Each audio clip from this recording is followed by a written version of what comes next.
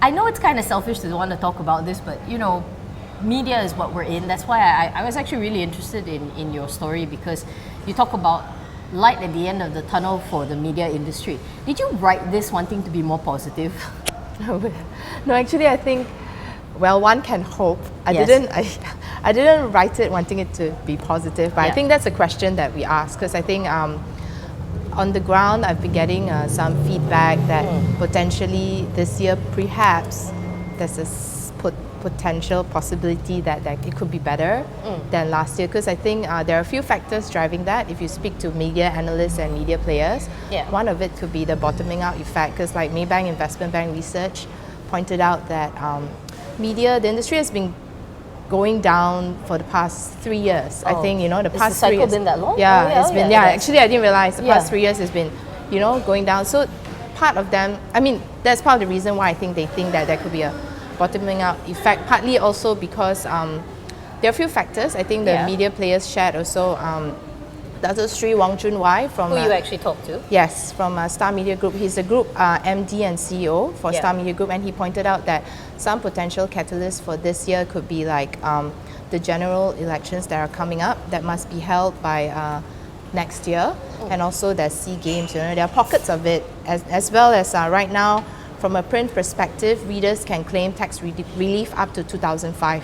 Yeah, that's the new one actually. That's the new one that actually comes in this year, right? Yeah, so I think he was saying that we hope it will help revenue and circulation as well. Because it actually also includes the digital side. The 2,500. Just subscription. Okay, but the thing was, when I was reading this, the feeling I got was that the analysts are definitely more positive, while Chun Wai was a bit more pragmatic. You know? So, I think more realistic, because he's in the industry, you know, and also Media Prima.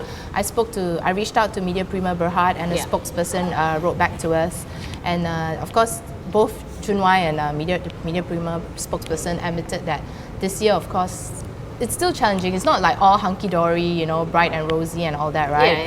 But like the Media Prima person pointed out that the challenging operating environment faced by the industry has forced players to explore opportunities for new revenue stream. Because we are in the media, we know that more than anybody else that transformation is what is necessary, right? You can't just rely on like the ADEX anymore. Now it's, as content creators, we have to now think differently about how to package the content. Did Chun Wai tell you something along those lines? I think it's inevitable that all of us have to evolve. I think Chun Wai mentioned that the media players, I think he admitted that we have to sell things differently now to the consumers, to their customers, right? I think last year they just launched dimsum.com. This is their video service. On the mobile and mobile app, and which is how we are actually consuming a lot of our video these days. And he shared with me also the Avengers. They went digital, so they went into like Avengers Station, this IP thing that's parked under their City Neon. What is this Avengers thing? It's where consumers they got the IP to have like a traveling show, the exhibition of like Avengers. You know, the Marvel so it's like movies. a traveling show that they have recently. I think there's one in Singapore where you can buy a ticket, you go in and watch not watch, but you can go do digital things with the Avengers. It's a tie-up thing. with Marvel. Correct. If you look at the 9 months earning of Star Media Group ended September 30th, the exhibition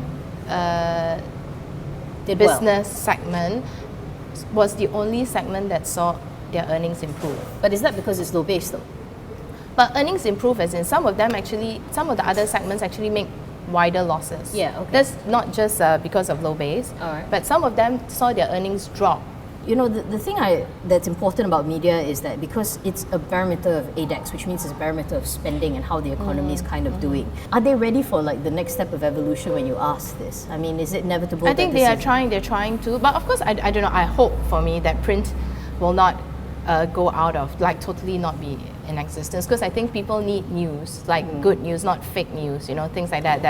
Actually, that was very important in 2016, where we talked about fake news, and now that reliability is a commodity that people have to be paid for. At the end, correct. And at the end of the day, I think people don't realize how much work goes into an article and a good news article. It's not just Spinning your yeah, wheels. yeah, correct. So there's a lot of effort, and I hope people will eventually, realize that. So I don't think print is totally like not not Gonna be useful fall out of anymore. it. Yeah. It has its space. It's just, I think the organization around it has to evolve, and there are other things where they can package the news, like you say, content creation. They have to do things differently, maybe do events and all that, right? Yeah, but that is just, even though you don't see it as a core business, it's what you need to do in order to drive your main. So maybe the whole business model has changed. For more on the stories, pick up a copy of The Edge Weekly at all good newsstands.